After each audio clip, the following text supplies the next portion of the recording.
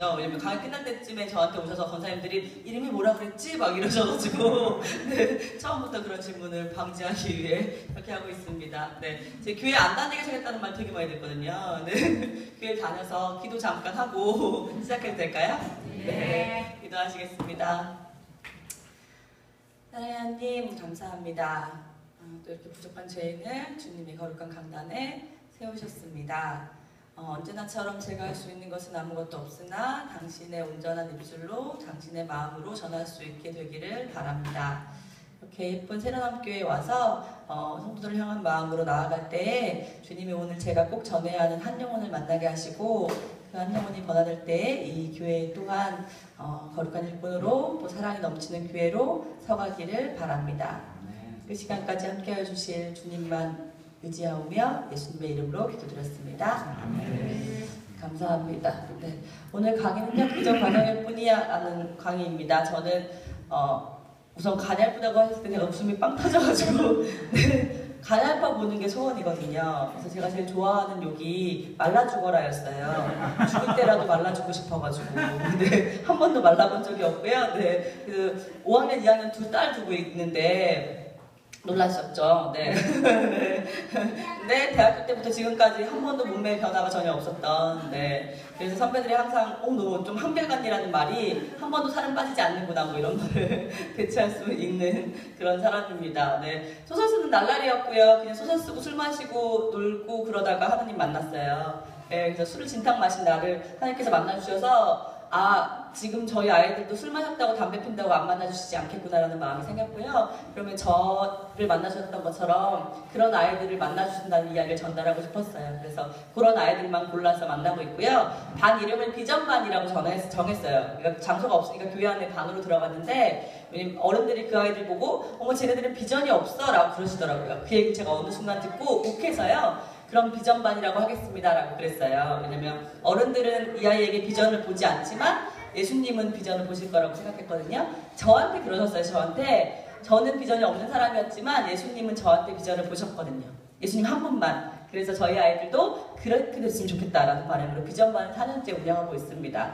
24살 때 도망가듯이 결혼해가지고요. 저희 아버지 너무 엄한 걸 못 견뎌서 결혼해서 아기 낳고 하면서 임신 후유증을 너무 심하게 겪었어요. 그래서 태교 사역을 하고 되게 조용히 이렇게 소고름만 하는 이렇게 사람들 5명 넘으면 말을 못했던 사람이에요. 믿지 않으시겠지만 되게 얌전했던 사람인데 이렇게 끄집어내시면서 그런 청소년들을 만나게 하시고요. 워낙 부자라서 놀이터라는 사무실이 있어서요. 놀이터에서 가로등 밑에서 그 아이들을 만나면서 그 아이들과 이렇게 한 번만 만나는 것으로 안 되겠다. 이 아이들 좀 모아서 반을 해보자라고 해서 그 반을 4년째 운영하고 있고요. 아이들이 검정고시 보고 다시 학교 다니기 시작하고 담배를 끊고 숙제라는 걸 고2 때 처음 해본 친구도 있어요. 그리고 그 친구들을 다시 섬기겠다고 저처럼 같이 섬기겠다는 또 착한 아이들이 리더로 제자훈련 마친 아이들이 리더로 서서 또 같이 섬기고 있고요. 올해는 정말 특이한 아이들이 와서요. 그러니까 매년 이제 저의 인내심을 시험하시느라고 저의 마음을 좀 넓히시느라고 하나님께서 1년마다 아이들을 좀 업그레이드 시키세요. 그래서 적응 안 된 친구들은 2년 동안 보는 거 있거든요. 1년 너무 짧아서 새로운 친구들이 오면 업그레이드 시키시는데 이번에 소위 일진이라고 하는 뭐 아이들은 얘기해요. 1대 100으로 싸우지만 자기들은 100이라고. 자기들은 100쪽이라고 얘기를 하는데 네, 맨날 싸움박질 하는 3명이 들어왔어요. 1월 첫 주에 들어왔는데 1월 첫 주에 들어온 아이들이 예배가 지루했던 거예요. 지루할 수밖에 없죠. 지루해서 자기들끼리 떠들면 안 된다는 건 뭔가 인지가 되는 거예요. 떠들면 안 되는데 뭔가 지루해서 재미는 없다 라는 판단을 하고 지들끼리 놀이를 한 거예요. 무슨 놀이를 했냐면 3명이서 서로 손가락을 물고 이렇게 원으로 이렇게 앉아서 손가락을 서로 물고 악소리를 내면 지는 걸로. 악소리를 내면 이제 당구비를 내는 걸로 이제 그렇게 한 거예요. 근데 저는 이게 주위에 애들이 앉아 있었으니까 예배 설교를 듣고 있었어요. 근데 순간 악소리를 누가 낸 거예요. 예배 중에. 저희 아이들 그렇지 않아도 튀거든요. 목사님 설교하시다가 악소리 나니까 일단 쳐다보셨어요. 뒤를 딱 돌아보니까 한 아이가 악소리를 안 내고 끝까지 참은 거예요. 살점이 나갔어요. 그래서 네, 살점 나가서 이제 두 아이는 조금만 다쳐가지고 이제 델밴드랑 붙여주고 밴드 붙여주고 하나 살점이 나간 아이는 병원에 데리고 갔어요. 갔더니 의사 선생님이 딱 보시더니 어디서 개에 물렸어요? 그래서 저희 두 아이는 동시에 개가 됐어요. 네. 이런 일들이 아주 쉽게 있는 일들이에요. 아주 가장 여러분에게 들려드릴 수 있는 전체 관람가로 들려드린 이런 일들을 매일매일 겪고 있습니다. 그런데 행복해서 하는 것 같아요. 그래서 어떤 목사님이 그러시더라고요. 그래도 좋으니까 하지 그러시더라고요. 사람은 되게 이기적이어서요. 제가 싫은데 하는 게 아니에요. 그래서 어른들이 보시면 어떻게 그렇게 그런 일을 해? 라고 하시는데 제가 싫어서 억지로 하는 게 아니라 너무 감사하게 저희 아버지께서 제가 좋아하는 일을 알고 좋아할 수 있게 만드셔서 시키신 것 같아요. 그래서 저것도 매일매일 너무 즐겁고 너무 행복하고요. 지금도 막 끝나고 강의 막 오는데 계속 뒤에서 이렇게 호환 마마 같은 것들이 배고파요 이렇게 얘기하더라고요. 그래서 김밥하고 쫄면은 막 허겁지겁 먹고 저희 강의 시간을 배려해주지 않는 아이들이에요. 그래서 막 급하게 이렇게 왔습니다. 그래서 매일매일 행복하게 살고 있고요. 그렇게 하다 보니까 이렇게 여러분들께 그 청소년들의 마음, 우리 아이들의 마음, 그리고 우리들의 마음, 여러분 마음속에도 다 10대가 있잖아요. 네, 어떤 소설에 그랬어요. 어떤 20대 여자가요, 50대 여자분한테 당신은 내가 부럽죠? 라고 물었어요. 그랬더니 이 50대 여자분이 난 부럽지 않다고 그래요. 20대 여자가 자기는 되게 젊고 예쁘고 그런데 왜 내가 부럽지 않냐? 라고 물었어요. 50대 여자분이 너는 20대를 살아서 네 마음속엔 10대밖에 없지만 내 마음속에는 10대, 20대, 30대, 40대가 다 살고 있다. 내가 왜 네가 부럽겠느냐? 라는 대사를 한 적이 있어요. 우리와 함께한 화요일이라는 소설 속에 나오는 대사인데요. 그게 맞는 것 같아요.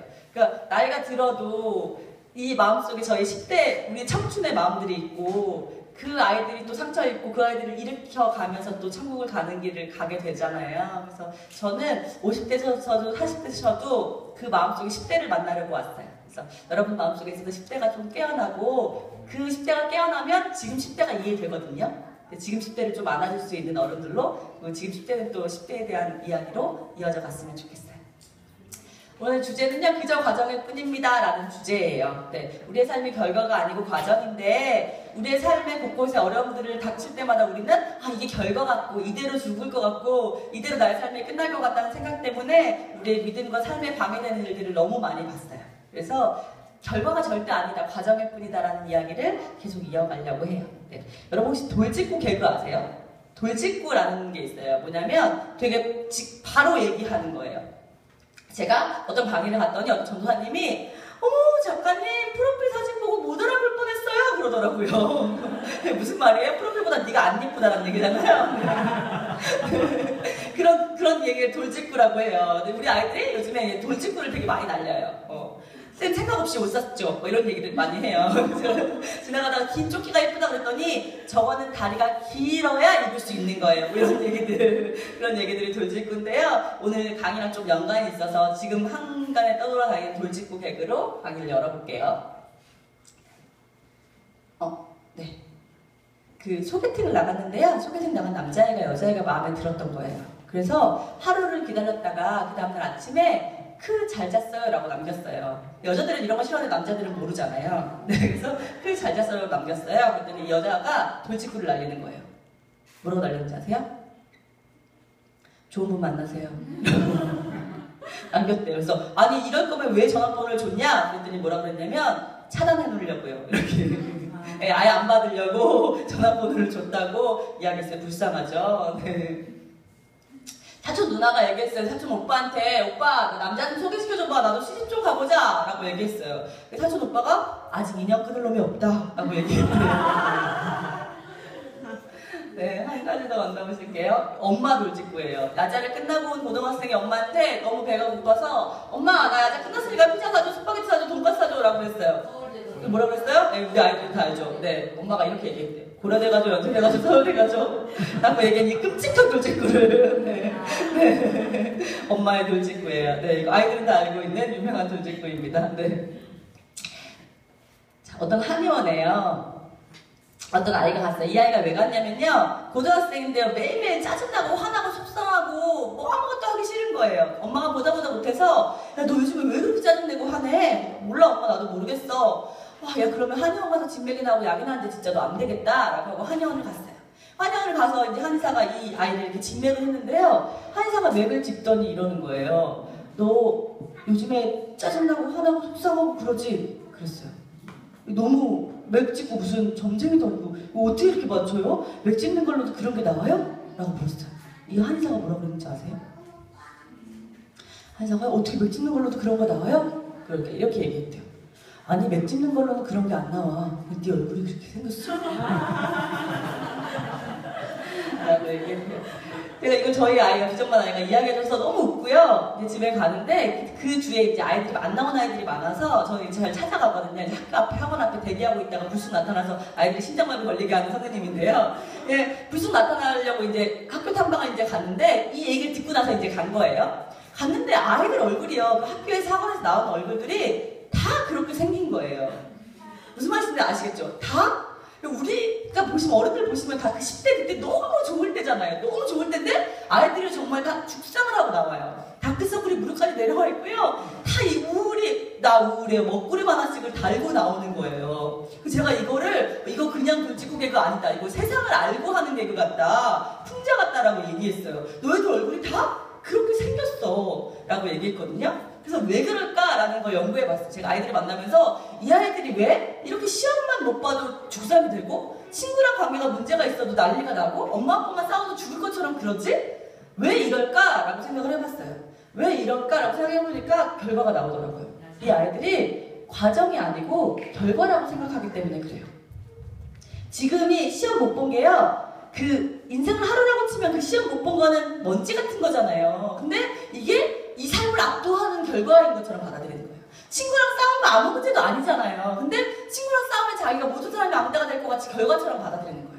엄마 아빠가 싸우면 난 바로 벌어질 것처럼 결과처럼 이것을 크게 받아들이고 있는 거예요. 너의 삶은 결과가 아니야. 그냥 과정이라는 얘기를 제가 수도 없이 2만 번씩 하고 다니는데도 저희 비전만 아이도 마찬가지더라고요. 제 비전만 아이를 슈키라고 부르는데요. 제가 제 새끼 같아서 새끼라고 불러. 이 새끼야 그랬더니 저희 장로님들이 되게 싫어하시더라고요. 저를 교회에서 막말한다고. 난 새끼라는 게 사실은 되게 좋은 말이잖아요, 여러분. 내 새끼라는 거 너무 좋은 말인데 교회 안에서 좀 사용하기가 좀 그런 것 같아서 어떻게 부를까 연구하다가 슈키로 막 이러잖아요. 그래서 그냥 이 슈키 이렇게 부르기 시작했어요. 그러니까 여기 아니라고 생각하시더라고요. 그래서 제가 이제 그걸 뭔가 개발한 말이 됐는데 저희 비전만 슈키 한 명이 있었어요. 이 친구가요. 드럼킴이라는 별명을 가진 친구예요. 되게 시크하고 되게 까칠한데요. 드럼을 칠 때만 살아나는 것 같아요. 드럼을 칠 때만 되게 빛이 나. 아시죠? 뭔가 좋아하는 거 하면 빛나는 거. 근데 이 아이가 저한테 어느 날 카톡을 보냈어요.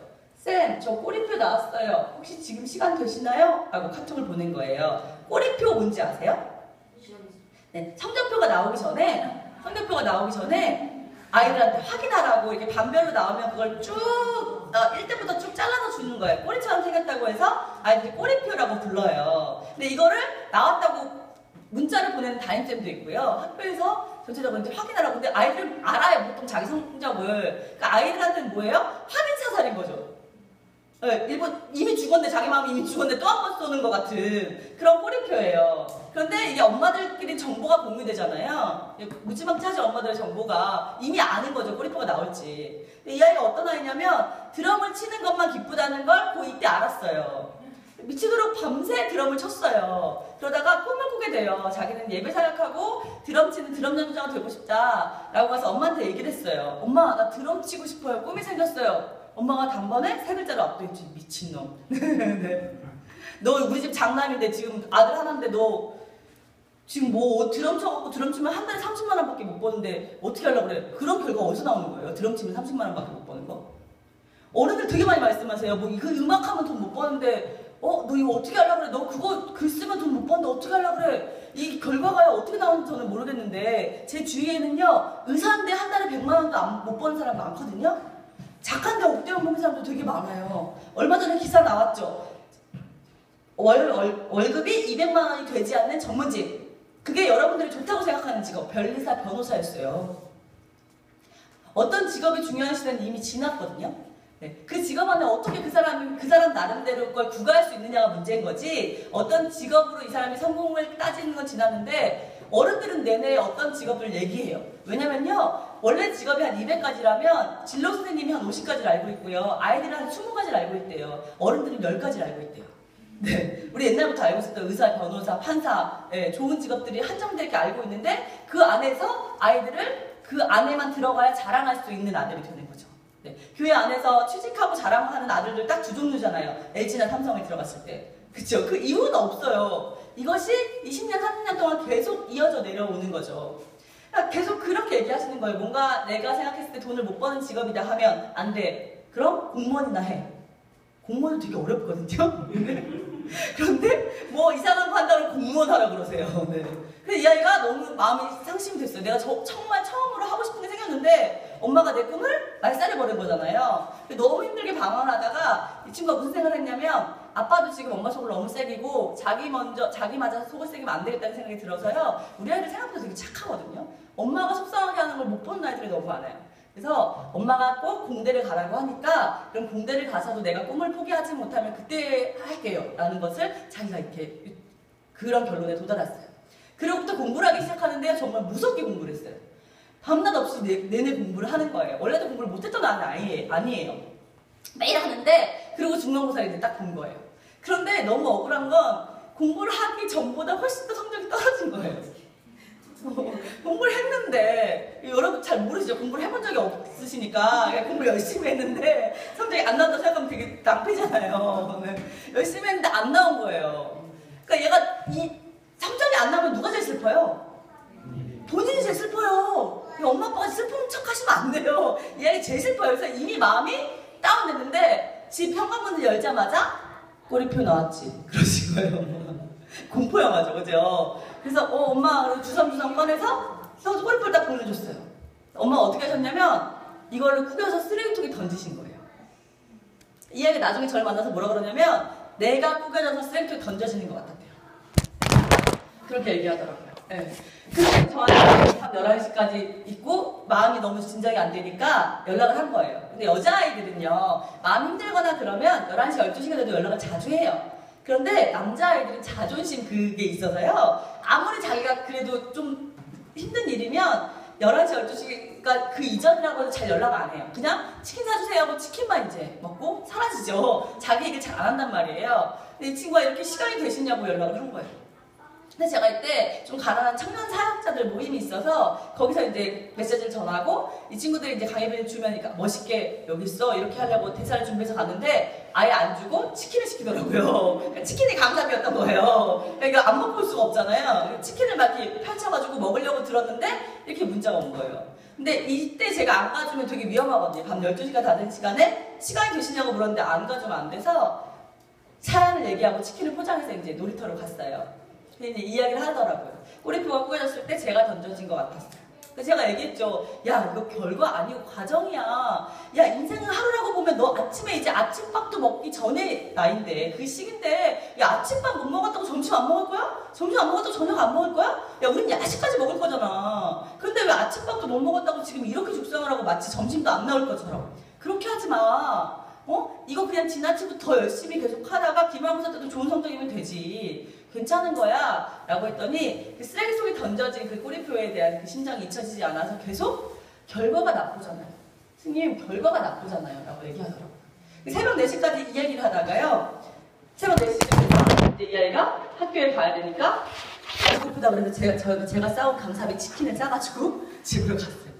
근데 우리가 뭐 한 가지 생각에 이렇게 딱 꽂혀 있으면요 누가 얘기를 해도 잘 듣지 않는 경향이 사람들에게는 있잖아요. 이 아이가 계속 자기가 결과, 중간고사 결과라는 것에 계속 몰입돼서요 그것들을 해치지 못하고 그날 밤을 지새고 집에 돌아가는 걸 봤어요. 근데 결과 아니잖아요. 아무리 힘든 일이 있어도 우리는 천국 가는 사람인데요 이게 결과일 수는 없는 거잖아요. 아무리 연세 드셨어도 우리는 천국 가는 사람인데요 우리의 삶의 지금이 결과일 수 없는 거거든요. 그런데 계속 결과라는 생각에 맞춰서 내 신세를 한탄하는 어른들, 신세를 한탄하는 아이들을 너무너무 많이 보게 돼요. 근데 결과를 생각할 때 여러분들이 가장 많이 생각하시는 게요 속도와 방향이에요.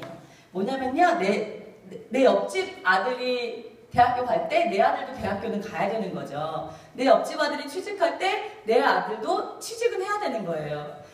우리 저 옆에 권사님 딸이 시집가면 내 딸이 적어도 연애중은 돼야 되는 거죠.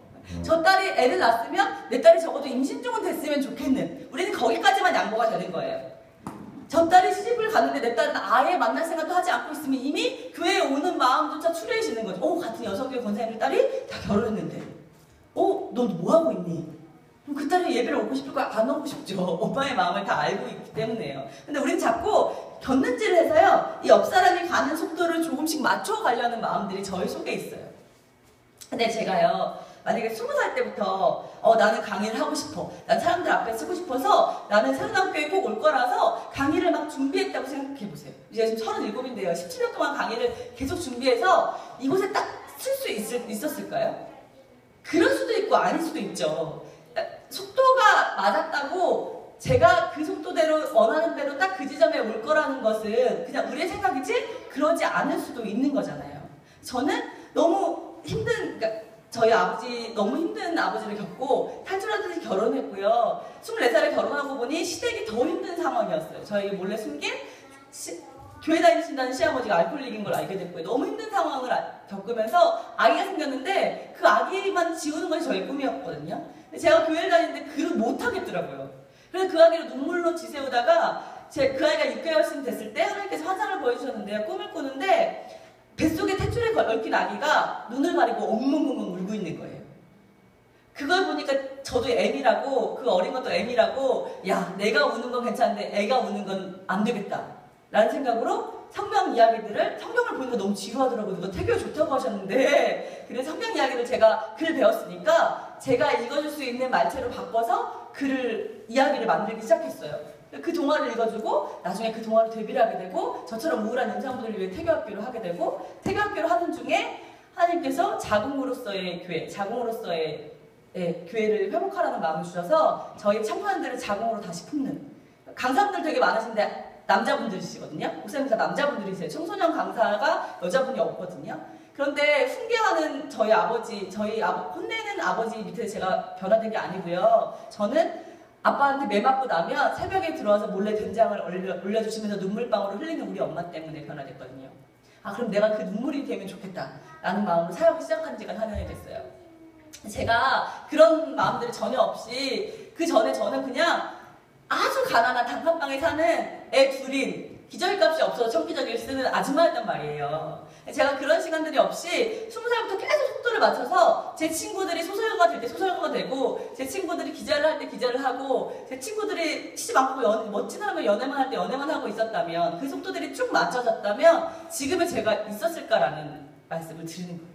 속도가 맞다고 그 삶들이 만들어지는 건 아니거든요. 제가 지금 감사한 건 뭐냐면요, 저만이 갈 수 있는 길을 갔는데요, 거기는 저만이 본 우물이 있었어요. 저만이 보는 호수가 있었고요, 페이스북에 절대 올리지 않는 저만이 볼 수 있는 맛집이 있었어요. 자, 저희 아이들한테 강의할 때는 이렇게 얘기해요. 롯데월드를 가기로 했는데 아빠가 계속 직진만 하는 거예요. 그럼 롯데월드에 갈 수 있을까? 갈 수 없죠. 네. 계속 직진만 하면 그곳에 갈 수 없어요.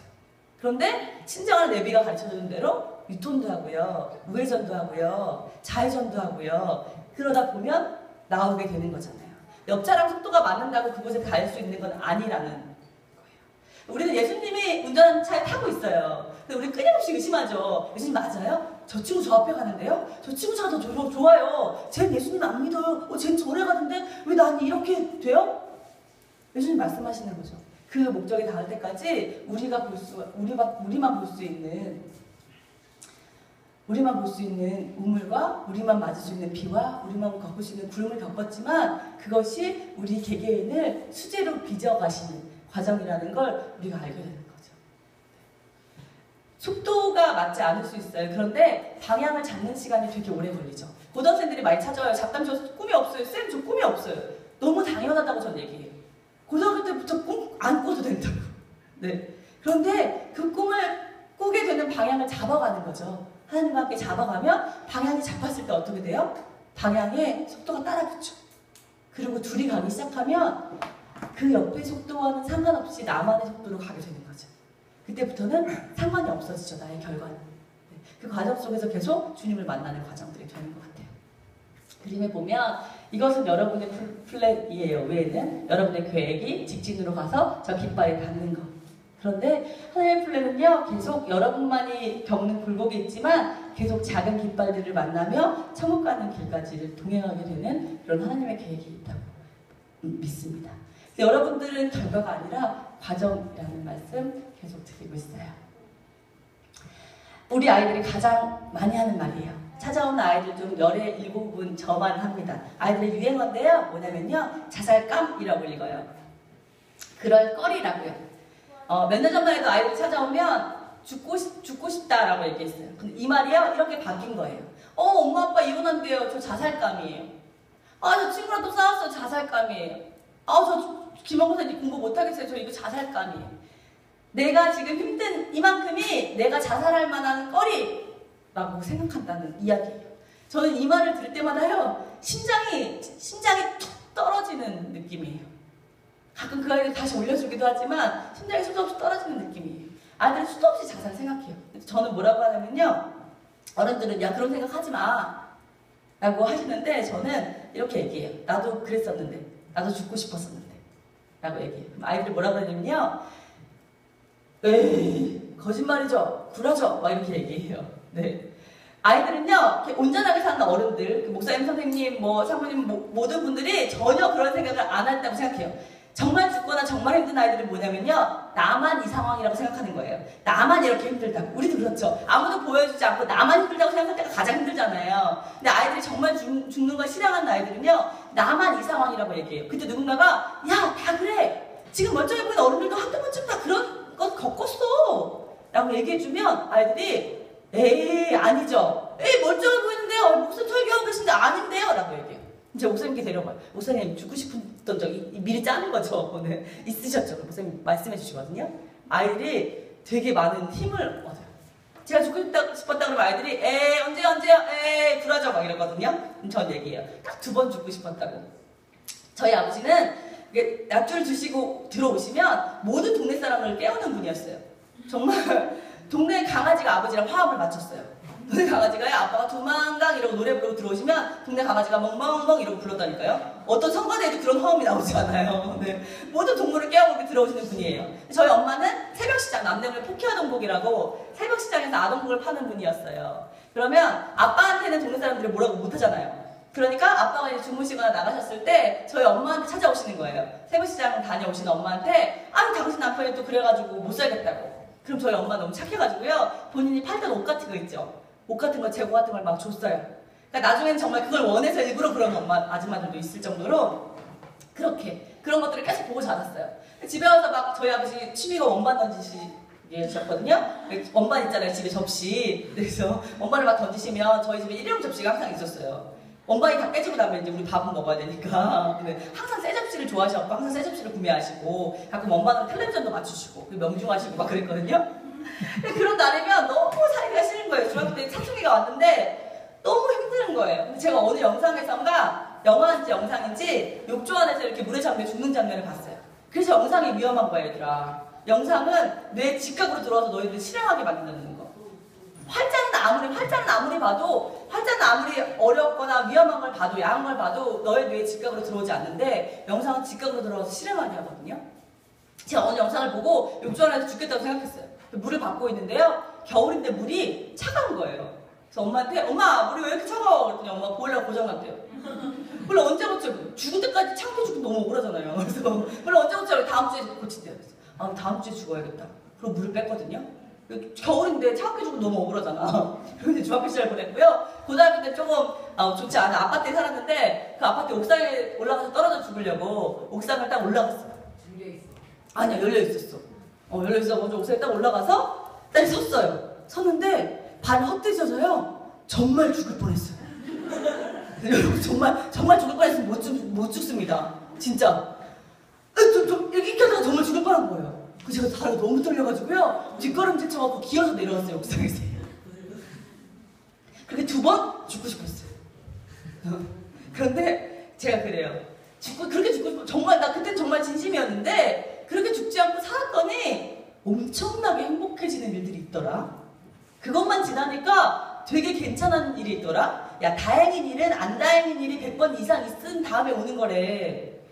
되게 다행인 삶들이 이어지더라? 나 그거 궁금하지 않냐? 네 앞에 무슨 삶들이 있는지? 그렇게 얘기해요. 저희 아이는 참 순수해. 그렇게 놀고 폰도 마시고 이런 아이들도요, 너무 순수해서 그런 말들을 듣고 한 사람 살렸다 이렇게 마음 먹고 그 아이들이 계속 연락해서 또 저랑 계속 만나게 되고 그런 일들이 많이 있어요. 네. 그렇죠. 죽고 싶은 순간들도 우리에게는 과정이었죠. 수능 날만 되면 이제 10월 달이 되면 심장이 막 계속 뛰어요. 수능쯤 되면 정말 그렇게 목숨을 버린 아이들이 정말 생기고, 그렇게 장례식에 가면 뭐 울 수도 없고 어떻게 말할 수도 없는 일들이 생겨서 제발 이번에 죽지만 않게 해달라는 게 저의 기도거든요. 아이들이 죽지만 않았으면 좋겠어요. 네, 그런 마음들 많이 드는데 조금 더 과정이라는 걸 알았으면 좋겠어요. 저는 이 예수님이 처음 돌아가셨다는 걸, 저의 죄 때문에 죽었다는 걸 믿었을 때요, 웅웅거리고 울었는데요. 왜 울었냐면 이렇게 다 돌아가셨기 때문이 아니었어요. 돌아가셨기 때문이 아니었고 그 전의 일들이 생각났기 때문이었는데, 저 엄청 술 먹고 교회 가가지고 하나님이 내가 너 사랑한다라는 마음을 받고 그때부터 이제 믿기 시작했는데, 예수님이 절 위해 돌아가셨다는 게 느껴지는 순간이 있잖아요. 그때 이렇게 물과피를 흘려서 아프진 않더라고요. 그러니까 물론 슬프잖아요. 저것도 되게 아름답게 된 거잖아요. 막 다 뼈 튀어나오고 막 찬자 다 쏟아지고 막 물 다 쏟아지고, 아마 그게 리얼하게 나온다면 19금 이상, 한 29금 정도 될 거예요. 그런데 저는 뭐가 생각나냐면요, 이 못에 박힌 다음 말고요, 못이 이렇게 다가오는 그 순간의 공포가 생각나더라고요. 제가 어렸을 때 엄마가 옷가게를 하셨으니까 밑에 지하에 옷 공장이 있었어요. 그래서 옷 공장에 가서 학교 끝나고 가면 미싱사 언니들이 짜투리천으로 이렇게 인형 옷을 만들어주고 그랬거든요. 자주 내려갔는데, 저희가 초등학생이 되고 좀 크고 나서는 엄마가 이제 불어 먹으시려고 항상 공장으로 부르셨어요. 공장에는 미싱사가 있고요, 재단사가 있고요, 물건 나르시는 분이 있고요, 가장 밑에 직업이 하나 있어요. 뭔지 아세요? 시다. 내가 하는 시다바리가 하는 시다. 시다예요. 시다는 무슨 일을 하냐면, 뭐 이렇게 쪽가위로 이렇게 실밥이 나온 걸 이렇게 하던가, 뒤에 라벨이 이렇게 동그랗게 말려 나오는데, 라벨을 옷에 받기 알맞은 크기로 잘라요. 그것을 쪽가위로 하는 게 그 시다의 일이에요. 근데 시다까지 시급을 줄 돈이 없으니까 엄마가 저랑 제 여동생을 이제 시키신 거예요. 남동생은 이미 도망갔고요. 둘이서 맨날 내려갔어요. 내려가는 제가 어느 날 그 라벨을 자르다가요, 쪽가위 아시죠? 쪽가위로 손이 촥 나간 거예요. 너무 아프잖아요. 아예 비는 것도 훨씬 더 아픈데 막 울고 치료를 했어요. 근데 그 다음날 제 여동생이 똑같이 쪽가위를 자르다가 또 손이 쫙 나간 거예요. 제 여동생이 그런데 제가 울면서 엄마 얘 이거 엄청 아프거든요? 엄마 얘 빨리 치료해주세요 라고 그랬어요. 제가 그 아픔을 알기 때문에 그런 거잖아요. 그 전날 분명히 매일매일 싸우던 동생인데 그날도 올라가서 싸웠어요. 그렇게 으르렁거리는 동생인데 그 아픔을 전날 겪어보니까 이 샥 배는 그 느낌을 알겠더라고요. 그 이후에는요, 쪽가위만 들어도 소름이 한번 쫙와요. 아시죠 뭔지? 소름이 한번 쫙 와요. 제가 고등학교 때 수학 시간이 너무 지루해서 수학 시간마다 이렇게 지우개로, 여기 수학 선생님 안 계시죠? 제가 어느 교회 갔더니 이 얘기했더니 끝나고 나오는데 제가 수학 교사입니다 이러시더라고요. 지우개로, 커터칼로 지우개를 좀 잘라는 장난을 했거든요. 그러다가 손이 한번 딱 비니까 그 다음에는 커터칼만 들어도 소름이 쫙 끼치는 거예요. 친구가 내가 넘어졌던 골목에서 넘어지면 야 엄청 아프지? 하게 되는 거예요. 그걸 예수님도 같이 느끼셨지 않았을까라는 생각이 들었어요. 예수님 아버지가 직업이 뭐였죠? 목수였잖아요. 목수면 어찌하였든 뭐 공간이 얼마나 있었는지 그건 모르겠지만 나무로 못을 받고 가구를 만들고 이렇게 탁자를 만들고 이런 일이잖아요. 그러면 못이요, 예수님이 항상 보던 거잖아요. 이게 낯선 도구가 아니고요. 제가 쪽가위 보면 이렇게 딱 놀라는 것처럼 예수님도 어렸을 때 놀러가서 아빠가 일하는 걸 봤을 거고요. 아니면 아빠 나도 한번 해볼게 라고 하면서 못을 박아봤을 수도 있고요. 못이 가구에 어떻게 들어가는지 언제나 봤던 거고요. 아빠가 일을 하다가 못에 찔리는 장면도 봤을 거란 말이에요. 그러니까 이 못이 망치로 박으면 가구에 어떻게 들어가는지 항상 보던 그 못이요, 나한테 다가오는 거잖아요. 제가 쪽가위를 봐도 이렇게 흠칫하는 것처럼요, 예수님도 이 못이, 이 다가온 사람의 마음이 있으셨잖아요. 이 못이 이렇게 다가오는 이 순간에 얼마나 공포스러우셨을까, 얼마나 두려우셨을까, 그 생각이 제 머릿속에 가장 먼저 들었어요. 그러니까 이렇게 완전 돌아가신 다음에는 물론 아프셨겠지만 그 못이 나를 받기 위해서 이렇게 다가오는 그 못에 대한 공포, 그 두려움이 얼마나 컸을까. 내가 여기에 쪽가위가 나와있으면 너무 두려울 것처럼 그걸 왜 나 때문에 이기셨지? 내가 뭐라고? 맨날 술대회나 나가고요. 맨날 막 술로 1등 하고 싶어 하고요. 그렇게 해서 외로움을 잊으려고, 그렇게 해서 아빠를 이기려고 하고요. 그랬던 내가 뭐가 좋다고? 날 위해서 왜 그걸 참았지? 온 라는 생각이 드니까요. 막 오열이 나오더라고요. 정말 너무 오열이 나와서 막 이를 까물고 막 엉엉엉엉 울었거든요. 근데 여러분 이 장면 우리는 다 믿잖아요. 근데 이거를요 제가 믿지 않는 세상 사람한테 보여주고요. 야 이게 결과가 아니고 과정이다? 라고 하면 저한테 너 미쳤냐? 라고 그럴 거예요. 근데 여러분 이거 결과예요? 과정이에요? 과정이에요. 3일 만에 부활하셨어요. 그리고 지금도 저희 곁에서 더 낮은 자들을 위해서 계속 그들을 위해 일하고 계시는 게 우리 예수님이시잖아요.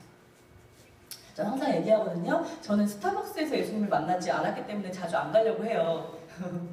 저는 청소년 아이가 본드를 마셔서 9번씩 자해를 한 아이를 달래주고 있는데 예수님이 같이 달래주고 있다는 마음을 받았거든요. 노숙자 아저씨들이 밥을 먹고 있는데 옆에서 같이 드시고 있는 게 저희 예수님이라고 믿어요. 손수레를 끌고 가는 할아버지가 너무 힘겨울 때 밀어주시는 게 저희 예수님이라고 믿거든요. 그렇기 때문에 제가 그 아이들을 보살필 수 있는 건데 우리 예수님이 항상 예수님만 가시고 스타벅스만 가시고 그러면 저는 아마 안 믿었을 거고요. 저의 사역 또한 없었을 거예요. 지금도 살아계시는 그 예수님이요. 저렇게 죽으셨던 것도 사실이잖아요. 그런데요. 저렇게 물가피를 다 흘리고 이 그림만 보여줘도요. 야 저기서 더 심했어 라는 얘기 안 해도요. 이 그림만 보여줘도요. 세상 사람들은요. 야 미쳤어 너 저렇게 죽고 살았다는 거 믿는 거야? 라고 얘기할 거라고요. 근데 우리는 이걸 믿는 사람들이거든요. 그럼 우리 삶에 어떤 과정들이 우리를 힘들게 해도요. 우리는 과정이어야 돼요. 왜요? 우리는 이걸 믿는 사람들이잖아요. 내 자식이 엄청 말도 안 듣고 지금 내가 바란 대로 되지 않아도요. 우리는 결과라고 그 아이한테 뭐라고 할 것이 아니고요. 과정이라고 알아야 돼요. 저희 기독교과의 신앙 전순율이 가장 낮대요. 신앙 전순율이 뭐냐면 우리 엄마가 믿으니까 나도 믿어. 우리 아빠가 믿으니까 나도 믿어라는 거예요. 불교가 가장 높고요. 천주교인데 물론 불교는 우리가 할 말이 있죠. 걔네들 뭐 매주 가는 건 아니잖아요. 그러니까 그냥 대답한 거 아니에요? 라고 할 말은 있어도 창피한 수치죠. 가장 낮아요. 예배 드리고 온 엄마가 야 시험 공부했어? 야 너 고3인데 교회 가지 말고 학원 가 라고 하는 게 성경책을 들고 있는 우리 엄마였기 때문이에요. 예배를 드리고 있는데 우리 엄마가 주일날만 행복하고 주일날 식당 공사할 때는 행복한데 집에 오면 일주일 내내 돈이 없어 이거 어떻게 살아? 라고 하는 게 우리 엄마였기 때문에 그 믿음을 내가 합해지고 싶지 않다고 말하는 아이들이 있어요. 근데 여러분 우리는 그러면 안 돼요. 우리는 매일매일 행복해야 되고요. 매일매일 즐거워야 돼요. 있으나 없으나 왜요? 우리는 과정이잖아요. 아파트를 사서 그게 결과가 되는 게 아니라 그러지 않아도 우리는 과정이잖아요. 왜요? 우리는 이 죽음을 그리고 이분이 다시 사심을 믿기 때문에 그래요. 계속 과정이라는 이야기 하고 있는데요. 그래도 믿기지 않는 분들을 위해서 저 왼쪽의 친구가요. 지금 저 오른쪽의 친구예요. 저 왼쪽 사진만 보면요. 아이들이 대답하거든요. 양아치 됐죠? 깡패 됐죠? 조폭 됐죠? 라고 얘기해요. 근데 지금 이렇게 됐어요. 저 아이가요. 이렇게 됐어요. 저 때 어른들이 그렇게 무수히 결과라고 이야기하고 넌 안 돼. 야, 넌 엄마도 집이 나갔잖아. 야, 너 아빠랑 하고 이렇게 가란동해서 아무것도 안 돼. 라고 얘기한 아이가요. 이렇게 변했어요. 20살이 넘어서야 연극을 하고 싶다는 생각을 했고요. 한 연극을 보고 가슴이 뛰기 시작했대요. 근데 뭐 할 수 있는 방법은 없었는데요. 어떤 아이가 친구가 교회에 가자 그러는 거예요. 근데 뭐 그냥 그렇게 거부감이 없더래요. 근데 교회에 같이 왔는데 그 친구가 다음 주부터 못 오게 됐어요. 그러니까 고민을 하다가 그냥 나 혼자라도 가보자. 교회에 전화도 오고 그래서 오기 시작했는데요. 그러다가 크리스찬 연극팀 안에 들어가기 시작했고요. 저 사람들은 나는 쉬는 시간만 나오면 담배 피러 나오는데 저 사람들은 쉬는 시간만 나오면 기도를 하고 있는 거예요. 그런데 내가 아무리 짜증나는 일을 해도 밝게 대답하고요. 항상 얼굴빛이 밝은 거예요. 연극하느라 돈도 많이 못 벌고 뭐 별로 좋은 학년도 아닌데 왜 저래? 라는 고민들이 그리스도인은 그런 거구나 라는 생각을 갖게 됐고요. 지금은 뮤지컬과 연극에서 너무 활발하게 활동하고 있는 뮤지컬 배우 정석원 씨예요. 지금은 정석원이라는 이름이 똑같은 사람이 있어서 정재진이라는 이름으로 다시 활동하긴 하는데요. 연극과 뮤지컬을 하고 있고요. 지금 비전반은 아니지만 제가 미처 다 돌보지 못한 아이들의 반을 저와 함께 같이 교사로도 봉사하고 있는 친구예요. 여러분 지금의 저 아이를 결과라고 하시는 어른들 정말 많았대요. 놀이터에서 담배 피우고 있으면 야 넌 진짜 안 된다라고 하면서 혀를 찾는 어른들이 정말 많았대요. 지금 만나면 성형했냐고 묻는데요. 하나도 안 했거든요. 네, 하나도 안 했어요. 자 왼쪽 얼굴 보면 아까 한의원 이야기 기억나시죠? 얼굴이 그렇게 생각나는 얼굴이잖아요. 그런데 이렇게 바뀌었어요. 성형이 아니고요. 그 얼굴은 우리 얼굴 빛을 얘기하는 건가 봐요. 우리 얼굴이 어떤 빛을 품고 있는지, 얼마나 행복을 드러내고 있는지 그 얼굴이 그렇게 생김을 나타내는 거예요. 얼굴이 그렇게 생겼으니까 성형의 그것이 아니고 지나가다 누가 봐도 쟤는 뭐 저렇게 행복해? 뭐 별로 잘 사는 것 같지도 않은데 왜 저렇게 웃어? 라고 하는 게 우리 그리스도인의 얼굴 빛이어야 되기 때문에 그런 이야기가 나왔나 봐요. 여러분의 삶은 결과가 아니고 과정이에요.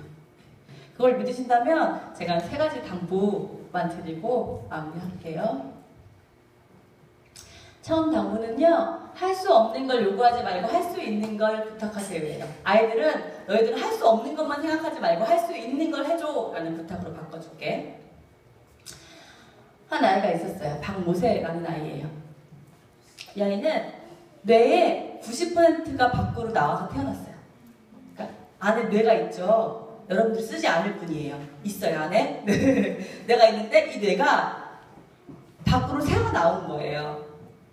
그런데 우리 생각에는 의술도 좋고 절제하면 되죠 라고 생각되죠. 그런데 밖으로 흘러나온 뇌는 잘라낼 수밖에 없대요. 안에 넣고 이렇게 꼬매고 싶은데 절제할 수밖에 없대요. 그런데 10%가 나오면 살아요. 20%가 나오면 조금 모자라지만 살고요. 30%가 나와도 괜찮아요. 왜요? 안에 80%, 90%가 있잖아요. 근데 이 아이는 90%가 밖으로 나온 거예요. 안에 몇 프로가 있어요? 10%가 있죠. 그러면 자르면 살 수 있을까요? 짝수적으로 살 수 없잖아요. 살 수 없다고 이야기했어요. 근데 엄마는 믿음이 별로 없었고요. 할머니가 믿음이 되게 좋으셨는데 계속 목숨과 대치하며 기도. 나는 이제 그만 살아도 되잖아요. 환갑도 넘겼고 자기들 커는 것도 봤으니까 날 데려가시고 얘를 살려주세요 라는 기도를 하는 모습을 보면서 엄마가 같이 기도하기 시작하면서 목사님한테 가서 이름을 바꿔요. 죽으려니까 이름을 안 받아도 되는데 이름을 받고 기도를 하게 돼요. 목사님 사랑을 들으시고 기적을 행하라는 이름, 모세라는 이름으로 지어주셨고요. 수술 요청은 동의서를 쓰고 수술에 들어가요.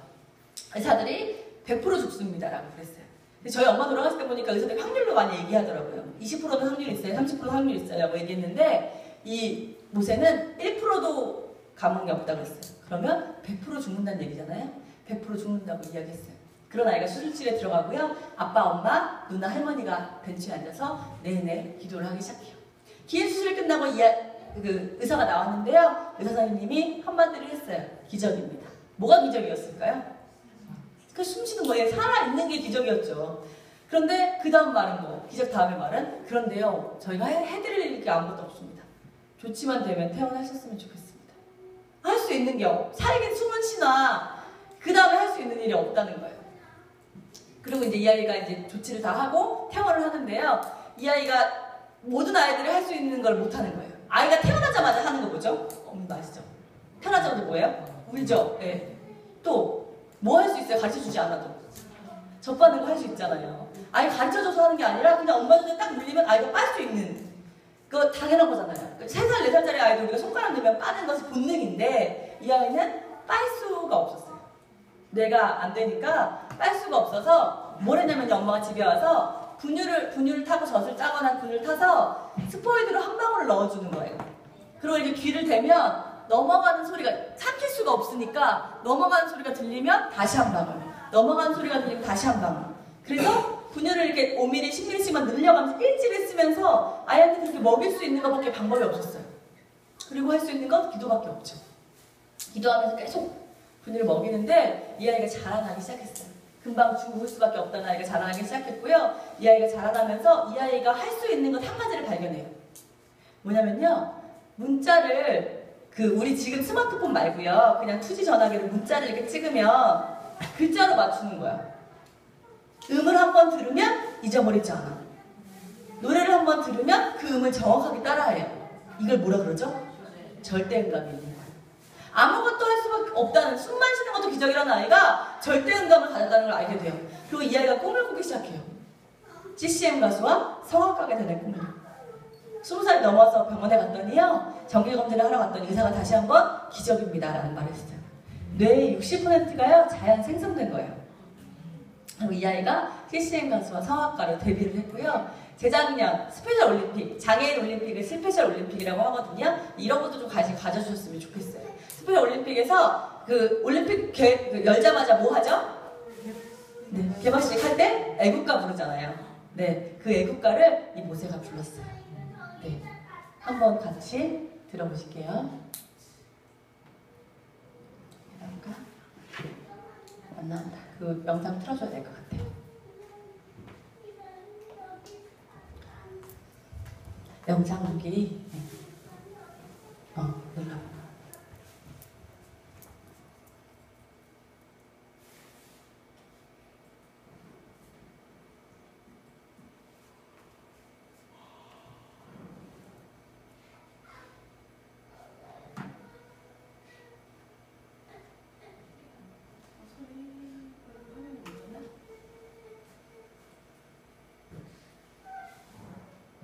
그래서 소리를 켜야 될 것 같은데.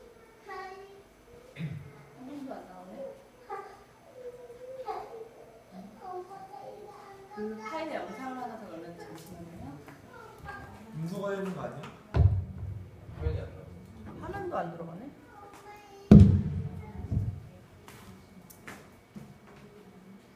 문서가 되는 거.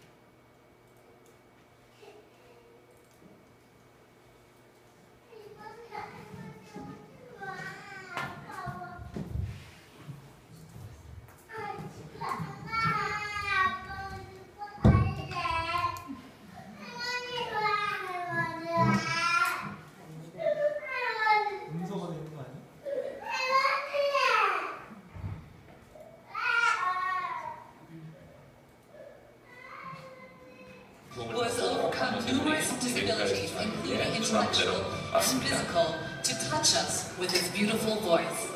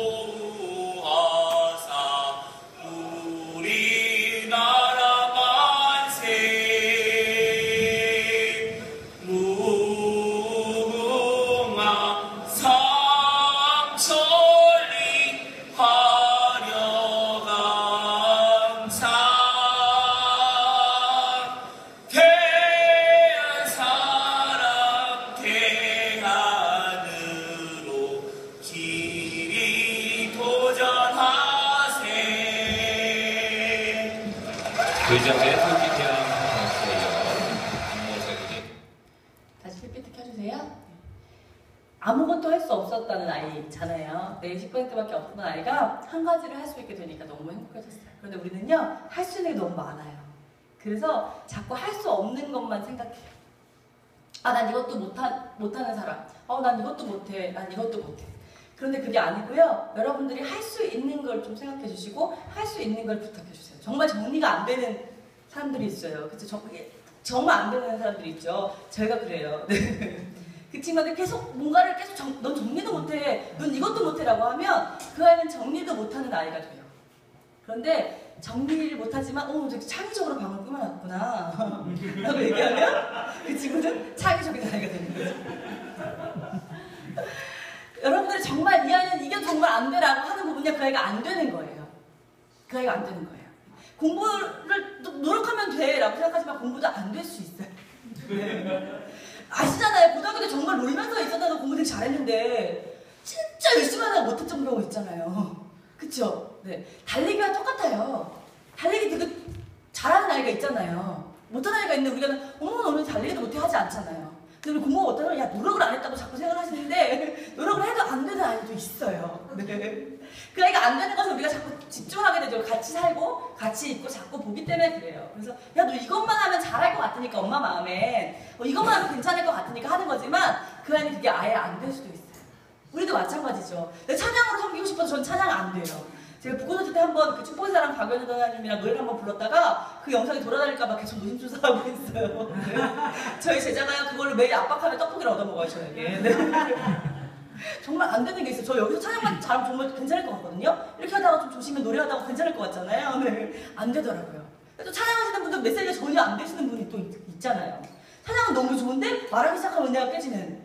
아시죠? 네. 안 되는 건 안 되는 거예요. 하나님이 다 이렇게 골고루 주지 않았으니까. 그런데 우리가 하나만 잘하면 그것만 생각하면서 칭찬해 줄 텐데 10가지를 잘하니까 이것만 잘하라는 거지. 왜? 10가지 잘해도 한 가지 못하면 어른들이 11가지 잘못한 것처럼 얘기하게 되거든요. 하지만 그 아이가 그걸 안 된다고 생각해 주시고 자꾸 하는 것을 칭찬하고 하는 것을 부탁해 주세요. 그러면 수학은 정말 안 되지만 국어는 읽기만 해도 이해가 되는 아이가 있고요. 책을 읽어도 이해가 안 되지만 수학 문제는 정말 칼같이 푸는 아이가 있는 거고요. 네. 과목도 삶도 그런 것 같아요. 네. 할 수 있는 것을 부탁하면서 할 수 있는 것을 칭찬하는. 그래서 넌 이걸 잘하는 아이. 이것도 못하는 사람이 아니고 이걸 잘하는 아이로 우리 말부터 바뀔 수 있었으면 좋겠어요. 이게 첫 번째 부탁이고요. 다음 장면을 해주세요. 네. 두 번째 부탁은 오늘을 행복하게 살아나가는 말이에요. 저는 한 15년 정도 믿었는데 더 오래 믿으시는 분들도 계시겠지만 제가 믿은 예수님은요 내일을 가르쳐주시는 분은 아니에요. 네. 저희 동네는 내일을 가르쳐주는 데 있어요. 네. 선녀보살이라고요. 네. 이런 초원된 사람들 되게 많거든요. 목사님 몰래 오시면 제가 소개시켜드릴게요. 근데 거기 사람들이 막 줄을 서요. 왜 그래? 올해 운수라도 알고 싶어서 그러잖아요. 제가 하는 글쟁이다 보니까 되게 호기심이 많아가지고요. 한번 전부터 뒤에 소문나 거기 나온 사람들 표정을 봤어요.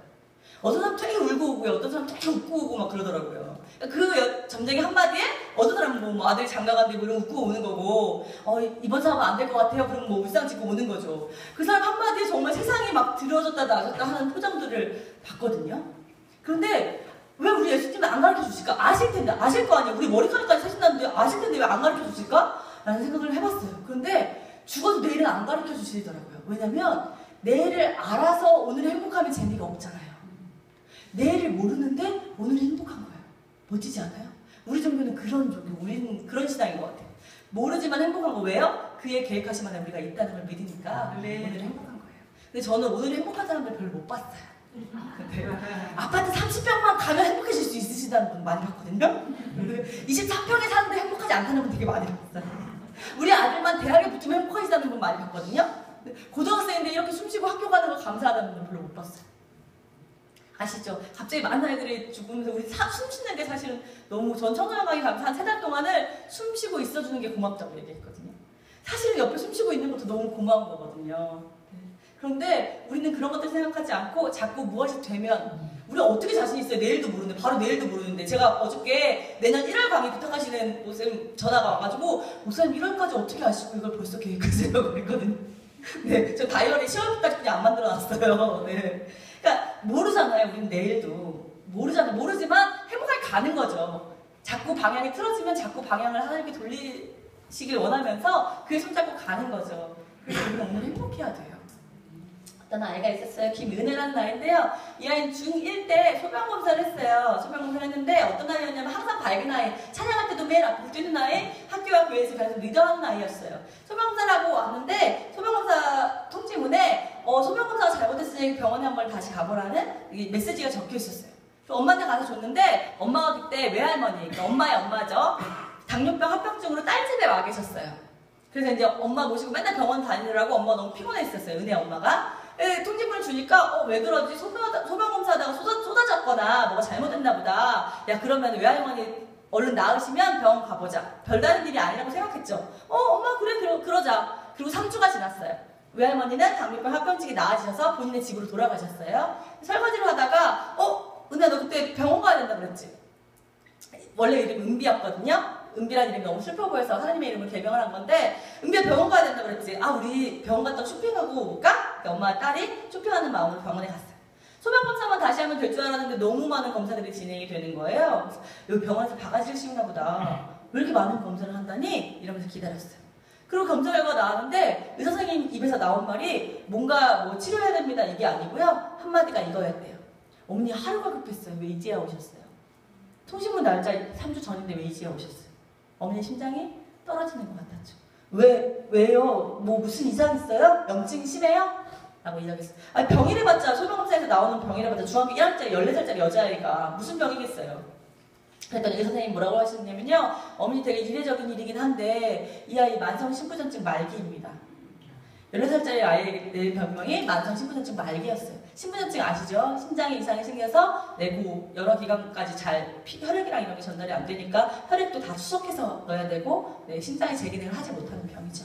이것이 계속 투석을 해야 되고 심장 이식을 하지 않고는 계속 평생 이렇게 치료를 하는 경우가 많죠. 그런 병인데 14살짜리 아이 그 말기라는 거예요.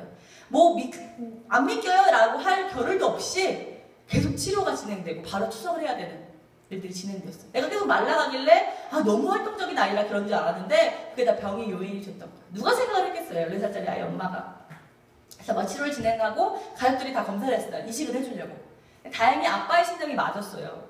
그래서 아빠가 아빠의 심장을 꺼내서 이 아이에게 넣는 이식 수술이 진행되었어요. 이 수술이 잘 되고 하나님 감사합니다 하고 집에 왔어요. 왔는데 며칠 있다가 또 다른 질환이 발견됐어요. 뭐냐면 신장을 이식했는데 소변이 배출되지 않고 소변이 차오르는 질환이 발생된 거예요. 병원에 갔더니 아빠의 신장을 다시 꺼내야 된대요. 그거 말고 방법이 없대요. 그래서 아빠의 신장을 다시 꺼냈어요. 이 아이가 그때부터 우울증이 오기 시작해요. 아빠의 신장을 받을 때까지만 해도 아빠 내가 효도하고 살게. 아빠 미안해. 아빠 배 나 때문에 이렇게 째게 너무 미안해 라고 했는데 그 신장을 다시 버렸다고 생각하니까 나 때문에 아빠 배를 째서 그 사랑하는 아빠를 힘들게 했는데 그것을 쓰지도 못하고 버렸다는 생각이 이 아이를 괴롭히기 시작해요.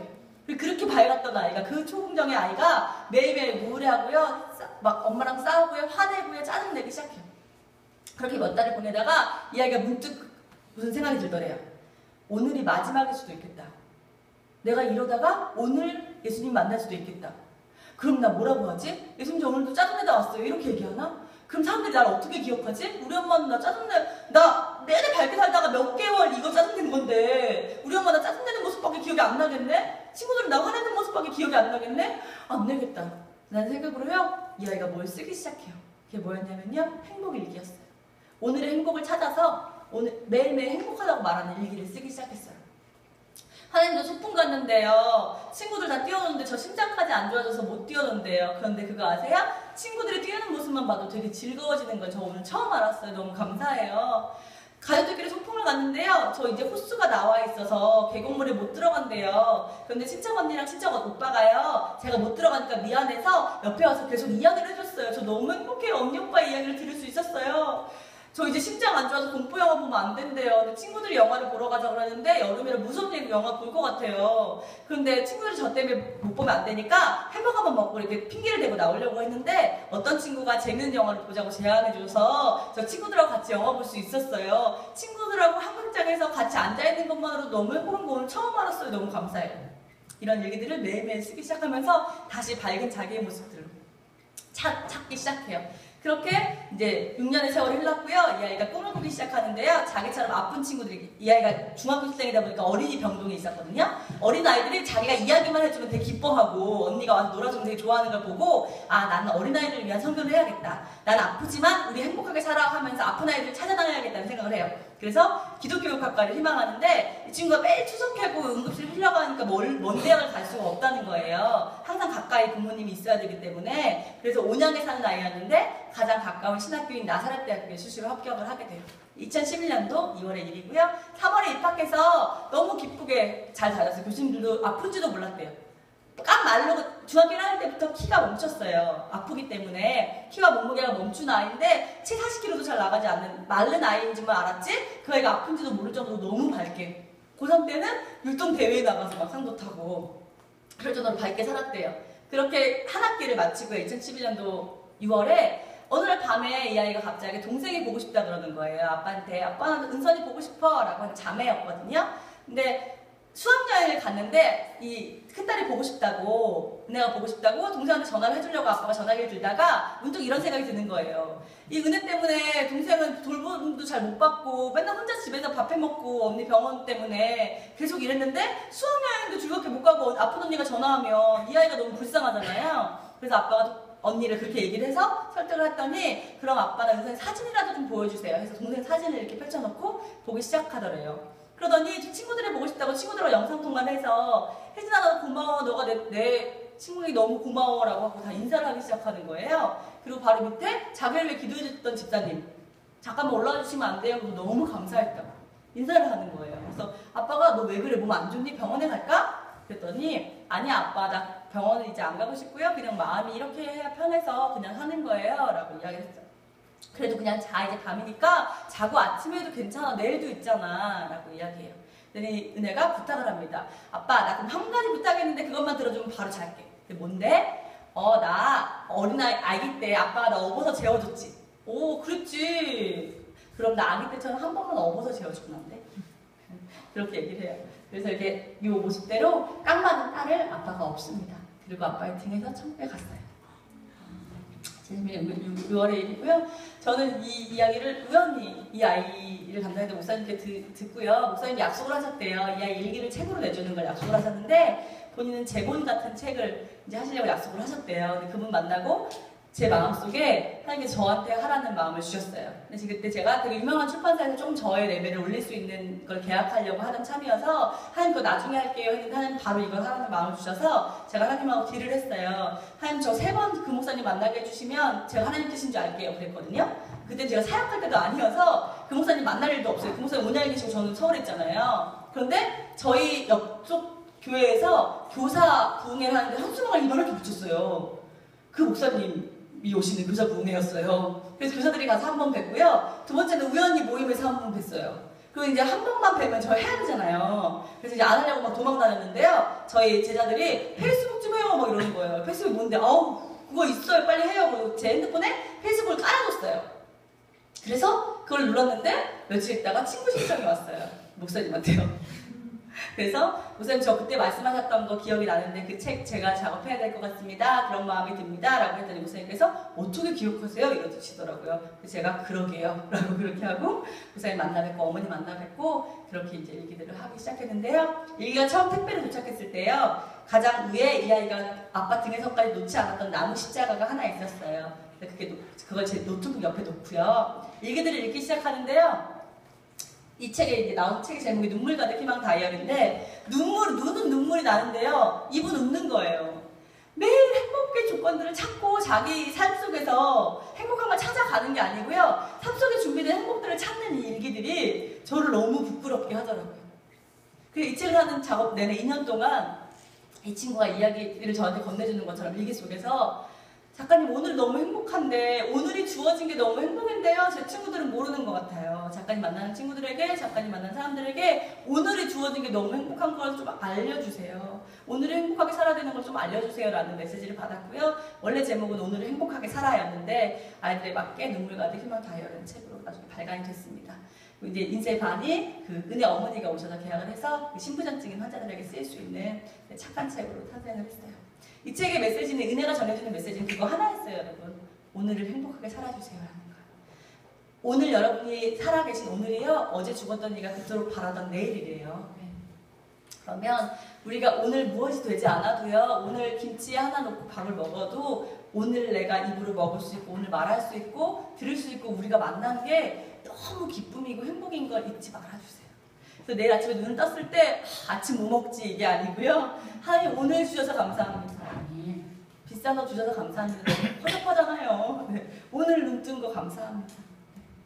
감사합니다. 이렇게 매일매일 살면 어느 날 우리 어느 날인지 모르잖아요. 어느 날 예수님 만날 때 은혜처럼 예수님이 내 딸아 내 아들아 만나 했을 때 나 승진만 하고 왔었어야 되는데 나 조금 한 달만 더 보면 되는데 이러지 말고요. 하나님 저 오늘도 행복했습니다. 이 땅이 천국이었습니다. 라고 고백할 수 있는 저희가 되지 않을까 라는 생각이 들어요. 저의 두 번째 부탁, 오늘을 행복하게 살아주세요 했습니다. 마지막 부탁만 하고 마칠 거예요. 여러분이 보물이라는 건 여러분의 주어진 가족이 보물이라는 걸 잊지 말아주세요. 보물이라는 동화가 있습니다. 그 동화에 보면요. 이삭이라는 사람이 나와요. 정말 지지리도 가난하고 할 일도 없는 사람인데요. 이 사람 꿈에 하나님이 나오셔서 산 넘고 물 건너서 궁전에 가면 궁전 안에 너를 위한 보물 상자가 있다. 그걸 가져다 써라는 꿈을 꿔요. 할 일도 없으니까 산 넘고 물을 건너서 궁전에 갑니다. 정말 궁전이 있는 거예요. 그런데 보초병들이 문지기들이 지키고 서 있는 거예요. 그래서 어떻게 할까 어떻게 들어갈까 어떻게 할까 망설이다가 보초병 대장으로 보이는 사람한테 말합니다. 여보세요. 저 문만 들어갔다 오면 안 될까요? 안 돼요. 여기는 출입할 수 없는 곳입니다. 아 그게 아니고 꼭 들어가야 돼서 그래요. 무슨 일인데요? 아 제가 꿈을 꿨는데 이러이러해서 여기 들어가야 돼요. 얘기하니까 이 보초병이 껄껄껄 웃으면서 이렇게 얘기했어요. 아 그럼 나는 이삭이라는 사람 집에 가야겠네. 이 사람이 이삭이잖아요. 아 왜요? 여기서 당신의 꿈을 한 번 꿨기 때문에 나는 여러 번 꿈속에 이삭이라는 사람 집 아궁이에 보물이 있다는 꿈을 꿨는데도 한 번도 가지 않아서 그런 허황된 꿈은 믿지마 돌아가 라고 얘기해요. 이삭이 산 넘고 물 건너와서 혹시나 하는 마음에 자기 집 아궁이를 열어보았더니 그 안에 보물상자가 항상 자기가 잠을 자던 그 바로 옆에 아궁이에 보물상자가 있었대요. 그것들을 어렸을 때 나눠주고 행복하게 살았다는 이야기로 끝나는 보물이라는 세계의 명작 그림책이에요. 여러분은 다른 집에 있을 것 같이 생각될 수도 있어요. 보물이요. 아마 옆집에 아마 더 잘 사는 사람 집에 더 잘된 아들네 집에 어쩌면 보물이 있을 거라고 아니면 더 큰 교회에 아니면 더 다른 동네에 있을 거라고 생각하실 수 있어요. 아니면 나의 먼 날에 어떤 아파트를 어떻게 다 잘 돼서 내가 얼마 정도 적금을 타고 그날에는 그때 나의 보물이 내 삶의 보물이 있을 거라고 그때 내 삶의 축복이 있을 거라고 근데 죄송하지만 여러분 축복 다 받으셨어요. 아 예수님 우리 왜 죽으셨는데 무슨 축복을 더 하나님 아들을 주셨는데 무슨 축복을 더 받으시려고 그래요. 여러분은 아들을 누구한테 줬어요? 그럼 더 줄 게 있어요? 있는 것 중에 최고를 줬는데 뭐 줄 게 있어요. 나머지 거 별로 없는데 이미요 여러분 집안에 있는 지질이 말하는 내 아들이요 진짜 답 없을 것 같은 누가 데려가나 보자 하는 내 딸이요 야 진짜 저 남자 나니까 데리고 살지 라고 하는 내 남편이요 야 진짜 저 마누라 정말 진짜 나니까 참는다 하는 그 마누라가요 보물이래요. 그런데 어떤 보물이냐면요 여러분에게 딱 맞춰서 주신 보물이에요. 그래서 다른 사람들은 잘 모르죠 보물인지. 그런데 우리는 알 거예요. 왜요? 우리와 같이 살 수밖에 없는 그 이웃이요 사랑할 수밖에 없는 그 보물이 우리 가정 안에 주신 거예요. 왜요? 꼭 사랑하라고요. 네 눈앞에 줬으니까 꼭 사랑하라고요. 네. 그러니까 그 보물 그리고 무엇보다 여러분 자신이요. 네. 내 아들의 삶도 내 딸의 삶도 우리 가정의 삶도 중요하지만 제가 말씀드렸잖아요. 아까 여러분 마음속에 있는 10대가요. 사실 부모의 눈에 보면 환갑 딸도 어린아이라면서요. 하나님 눈에는 너무 어린아이 같은 여러분이요. 다음 세대도 중요하고 나중에 우리 손자까지 잘 되는 거 너무 중요하지만 사실은 지금 세대인 여러분들이요. 내 자신이요. 너무 보물이래요. 예수님이 보시기에 눈이 부셔서 바로 쳐다볼 수도 없는 그런 엄청난 보물이 여러분 자신이니까 여러분의 오늘이 행복해져서 예배 끝나고 나가는 월화수목금토도 너무 행복해서 네, 주위 사람들이 뭐 그 교회 가면 뭐가 있어요? 뭐 이렇게 웃고 다녀요? 뭐 이렇게 실없어요? 라는 말이 나올 정도로 우리가 그렇게 행복하게 살면 우리가 할 수 있는 것들을 찾아가면서 무슨 봉사를 다 할 수 있겠어요. 할 수 있는 것을 찾아서 할 수 있는 것을 최선을 다할 때 우리가 예수님 앞에 선 날 내 딸아 왔니? 내 아들아 왔니? 하는 날 그는 손 벌리고 있는데 우리는 뛰어가지도 못하고 있으면 안 되잖아요. 뛰어가서 어린아이처럼 안기며 네 당신의 딸이 왔습니다. 나는 이 새로운 교회에서 그 양재동에서 내 가족들과 한 삶이 내 최고의 삶인 보물이었습니다라고 고백할 수 있으면 너무너무 예수님 기뻐하시지 않을까요? 여러분의 삶은 결과가 아니고 과정입니다. 이 과정 속에서 매일매일 주를 만나며 매일매일 큰 것은 없어도 소소한 행복들을 찾으며 나아가실 수 있었으면 좋겠어요. 네. 축복 시간 가지고 저는 박수 안 받습니다. 네. 저는 사람이라서 박수 잘 안 받고요. 네. 마음으로 박수 해주시고요. 반주해 주시는 동안 여기 누가 나와서 저 스티커가 있어요. 스티커를 좀 나눠주시겠어요? 빨간 수리님. 네, 빨간 수리님. 네. 예쁜 빨간 수리. 그거를 한 주씩 나눠주면 돼. 한 주씩. 네. 한 명 더 도와주자. 한 명 더 도와주자. 여기. 저거 있지. 요거를 하나씩 나눠주실 거예요. 여기 별인데요. 여러분 우리 공동체에 우리 주신 거 오늘 만난 거 여러분 너무 반짝이는 보물이라는 뜻으로 드리는 거고요. 제 강의 중에 한마디만은 기억나실 거예요. 제가 항상 기도하는 건 하나님 모든 말이 다 예수님 말이라고 사람들이 그러면 저 너무 자만할 것 같으니까 제 강의 중에 한마디만 이분들의 삶에 바뀔 수 있게 해주세요 라고 기도하거든요. 그 말이 뭐 가정이래요 일 수도 있고요. 오늘은 행복하게 좀 살아보자 일 수도 있고요. 야 넌 보물이야 일 수도 있어요. 어떤 말이든지 그 사람을 향한 축복의 말로 나가서 그 사람을 향해 스티커를 붙여주며 축복의 말을 하고 동성끼리 알아주시고 이성끼리 악수하며 축복하는 시간을 가졌으면 좋겠어요. 자, 요거 받으신 분 좀 일어나 주세요. 일어나서 스티커 다 달 동안에 다 만나시는 거예요. 네. 붙여주시면 돼요. 이렇게 묶여서 붙여주시면 돼요.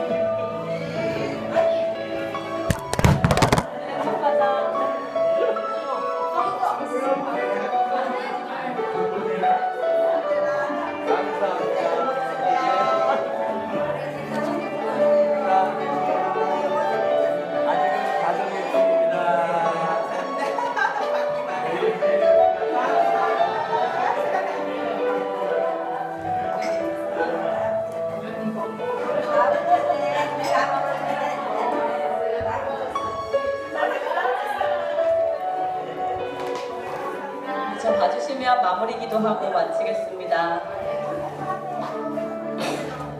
네, 청소년들 만나고 마무리 기도를요, 눈 뜨고 하거든요. 저희 아이들이 눈 감고 무릎 꿇고만 해야지 하나님이 들어주신다고 착각하고 있어서 길 가면서 우리의 삶이 기도가 될 수 있게 눈 뜨면서도 기도하라고 눈 뜨면서 하거든요. 아마 예수님이 여기 같이 와 계실 거예요. 착한 사람한테만 보여요. 눈 뜨고 저를 그냥 자유롭게 봐주시면 손 모으지 않으셔도 되고요. 여기 와 계신 예수님을 본다는 생각으로 네, 봐주시면 제가 기도하고 마치겠습니다. 사랑하는 하나님 감사합니다. 여기 초롱초롱한 눈망울들 이렇게 하나님이 보시기엔 어린아이 같은 순수한 이 자녀들이 보이시죠? 제가 할 수 있는 건 별로 없었지만 저를 통해서 하나님이 하신 말씀대로 이분들이 오늘 행복하게 할 수 있는 것들을 하며 자신이 보물이라는 것을, 내 가정이 보물이라는 것을 잊지 않고 그곳에서 매일매일이 예배, 매일매일이 행복할 수 있었으면 좋겠습니다. 교회에 오는 몇 시간이 아니라 매일매일 우리가 호흡하는 것까지 감사할 수 있었으면 좋겠습니다. 잘하고 싶었는데 잘 안 됐던 것뿐이지 잘하지 않고 싶었던 건 아니라는 저희의 마음 받아주시고요. 정말 잘하고 싶은 마음들, 주님께 예쁜 자녀이고 싶은 마음들 받아주실 것을 믿습니다. 이렇게 귀한 분들 만나게 해주셔서 감사합니다. 예수님 사랑합니다. 여러분 사랑합니다. 예수님의 이름으로 기도드렸습니다. 아멘. 감사합니다. 하나님 박수. 감동이 있는, 열정이 있는 강의 여러분들 좋으셨죠? 네. 다시 한번 박수 한번 합시다. 우리 옆 사람한테 한번 이렇게 인사해볼까요? 아직 과정입니다. 이제 내일부터 한 주간 또 새롭게 시작되는데 여러분들 매일매일 해야 되는 숙제가 있습니다. 뭐죠? 행복하게. 매일매일 행복하게 살아가는 숙제. 한 주간 동안 여러분들 매일매일 저한테 카톡 한 번씩 하세요. 뭐 때문에 행복하고 뭐 때문에 감사했는지 여러분들께 한 주간 동안 숙제 잘 하신 분들에게 제가 다음 주에 게릴라 선물을 좀 드리도록 할 테니까 여러분들 기대하시고 행복할 수 있는 한 주가 되시기를 바랍니다. 자, 우리 다시 한번 우리 감사의 박수하면서 오늘 강의를 시작하겠습니다. 감사합니다. 우리 같이 사진 한번 찍을까요? 네.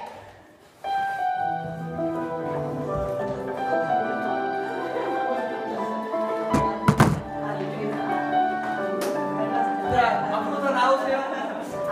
너무 좋은 거 아니야? 우리 괜히.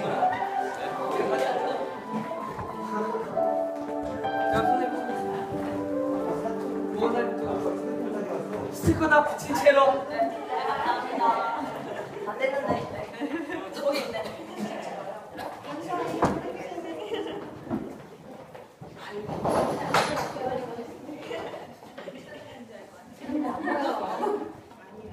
사람이 안 보여. 빨리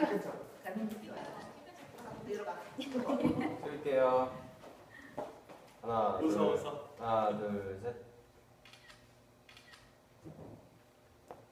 포즈, 포즈. 포즈? 어떻게 포즈하라고? 베이비처럼. 파이팅! 파이팅! 가정입니다. 행복합니다. 하나, 둘, 셋. 행복합니다. 인생입니다. 별이 몇 개야? 센스쟁이야. 센스쟁이야. 우리 중딩고딩들 여기 아까 정리 좀 해주고.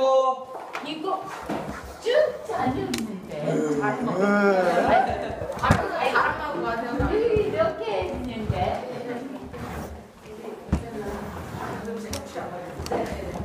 안녕하세요.